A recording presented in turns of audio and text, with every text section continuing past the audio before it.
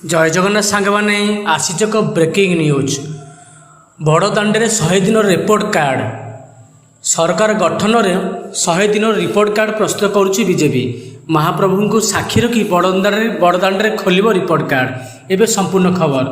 जून 12 तारिख राज्य में प्रथम थर पर एकाकी सरकार गढ़ा भारतीय जनता पार्टी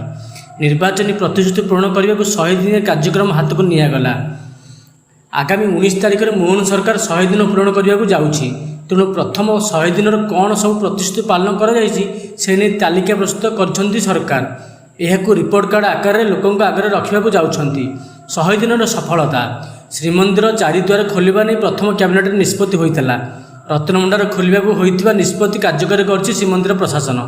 सुभद्रा योजनार शुभारंभ कर सारी प्रधानमंत्री नरेंद्र मोदी धानर एमएसपी 3100 टंका घोषणा होईची आगामी खरीफ ऋतु में मिल 100 दिन पूर्ति को बड़ धरण पालन करने को योजना करिछि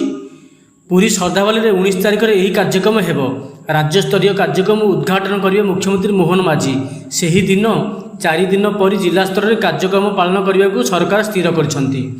100 दिन पूर्ति कार्यक्रम मंत्री मानक 2टी लेखाएं निर्वाचन मंडली में कार्यक्रम मंग धरने को कहुई विधायक माने जिला स्तरीय कार्यक्रम परिचालन करने को निर्देश रही अधिक लोकों को सामिल कर सरकार रिपोर्ट कार्ड देवा कहुई पुरी में आयोजित होगा राज्यस्तरीय कार्यक्रम में ओडिशा 3 केन्द्रमंत्री सह मोदी मंत्रिमंडल